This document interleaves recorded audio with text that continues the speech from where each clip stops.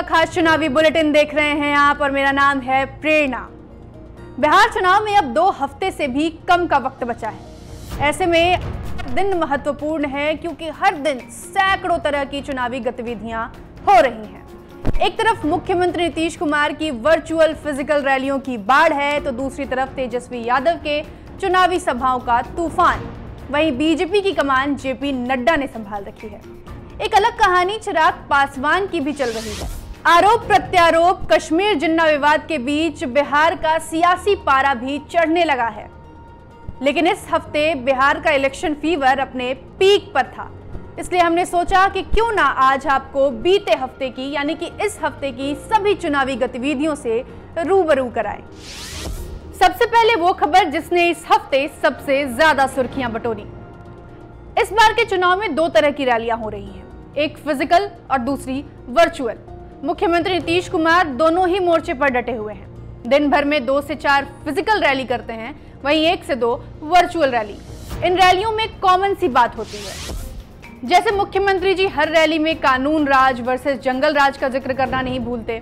वहीं 7 निश्चय योजना तो उनकी महत्वाकांक्षी योजना है, तो उसका जिक्र होना भी तय है।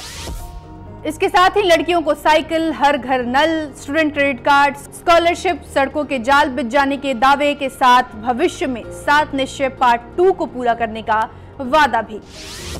तो कुल मिलाकर नीतीश कुमार अपनी रैलियों में इन्हीं बातों को खरीद बेच रहे हैं। तेजस्वी यादव की रैली का भी शुभारंभ इसी हफ्ते हो गया। तेजस्वी अपनी रैलियों में बेरोजगारी, पलायन जैसे मुद्दे को उठा रहे हैं।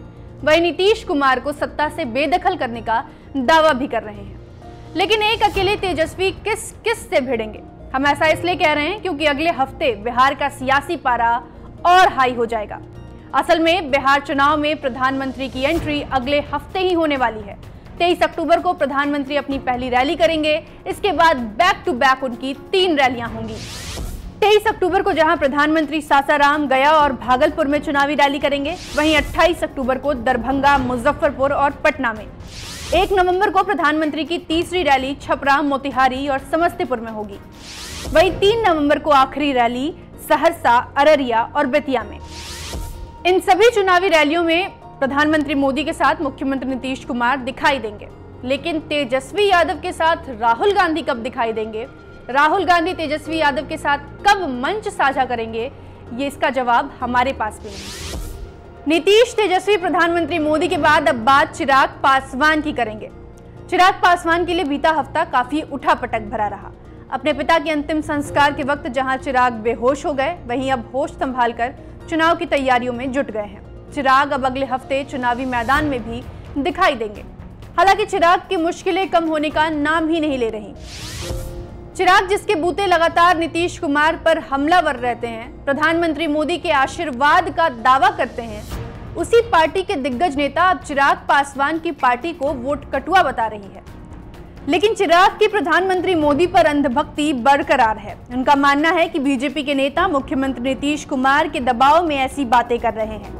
अब प्रधानमंत्री का एलजेपी पर क्या स्टैंड है, ये जानने के बाद ही पता चल सकता है कि चिराग के दावों में कितना दम है। अब प्रधानमंत्री मोदी का एलजेपी पर क्या स्टैंड है, ये जानने के बाद ही पता चलेगा कि चिराग के दावों में कितना दम है। बिहार चुनाव में पाकिस्तान, कश्मीर के बाद अब जिन्ना की भी एंट्री हो गई है। इसकी शुरुआत नित्यानंद राय ने की। नित्यानंद राय जो कि केंद्रीय गृह राज्य मंत्री हैं, उन्होंने अपने एक भाषण में कहा था कि अगर बिहार में महागठबंधन की सरकार बनी तो कश्मीर के आतंकी बिहार में पनाह लेंगे।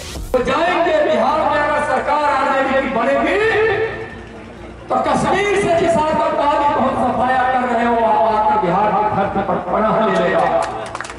ऐसा होने नहीं देंगे। प्रधानमंत्री जी ने सीमा हमारे जी ने सौंपा है, गृह मंत्री जी ने सौंपा है, हम आने नहीं देंगे। यह भी सही है, लेकिन उसका मंसूबा यही रहेगा कि वह किसी प्रकार का समझौता वह कर सकता है, सत्ता कितनी लोलूपता। हालांकि बाद में फिर इस मामले में नित्यानंद राय ने अपनी सफाई दे दी और एक रटा रटाया जवाब दे दिया। लेकिन अब कांग्रेस ने एक नए विवाद को जन्म दे दिया है। असल में जाले विधानसभा सीट से कांग्रेस ने मशकूर अहमद उस्मानी को टिकट दिया है। ये वही उस्मानी है जिन पर अलीगढ़ मुस्लिम यूनिवर्सिटी में अध्यक्ष पद पर बने रहते हुए अपने कमरे में जिन्ना की तस्वीर लगाने का आरोप लगा था।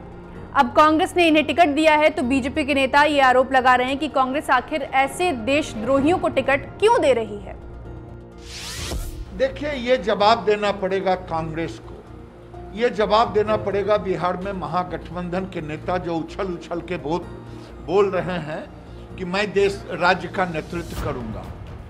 देश को बताना होगा जाले से जिसको टिकट मिला है वो जिन्ना का समर्थक है।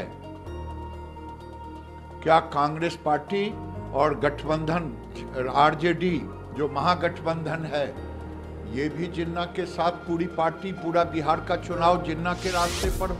कांग्रेस ने भी गोडसे के प्रति बीजेपी के कुछ नेताओं के प्रेम का जिक्र कर दिया। ऐसे में कश्मीर से गोडसे और गोडसे से जिन्ना के बीच यह विवाद और कहां रुख लेगा और कितने विवाद जन्म लेंगे इस चुनाव में ये तो आने वाला वक्त बताएगा। लेकिन एक बात बता दूं कि ऐसे जो विवाद हैं, कश्मीर के विवाद या फिर जिन्ना, आतंकवादी, मुसलमान जैसे जो शब्द हैं, ये किसी भी चुनाव में पहली बार इस्तेमाल नहीं हो रहे। साल 2015 विधानसभा चुनाव की बात करें, बिहार विधानसभा चुनाव की, तो उस वक्त भी गृह मंत्री अमित शाह ने ऐसा ही कुछ बयान दिया था। सुपौल में वो एक चुनावी जनसभा को संबोधित कर रहे थे, तब उन्होंने कहा था कि अगर बिहार में बीजेपी हार जाती है तो पाकिस्तान में पटाखे फूटेंगे। वहीं साल 2019 के लोकसभा चुनाव के वक्त जब केंद्रीय मंत्री गिरिराज सिंह बेगूसराय से चुनाव लड़ रहे थे, तब उन्होंने चुनाव प्रचार के दौरान कहा था कि अगर इस देश में किसी को कब्र के लिए 3 हाथ की जगह चाहिए तो उसे वंदे मातरम भी गाना होगा और भारत माता की जय का नारा भी लगाना होगा। तो अगला हफ्ता बिहार चुनाव के लिए और अहम हो जाएगा। प्रधानमंत्री मोदी से लेकर चिराग पासवान भी बिहार के चुनावी मैदान में तैयार दिखेंगे। ऐसे में अभी के लिए हमें दीजिए इजाजत और देखते रहिए बिहार तक का चुनावी बुलेटिन। शुक्रिया।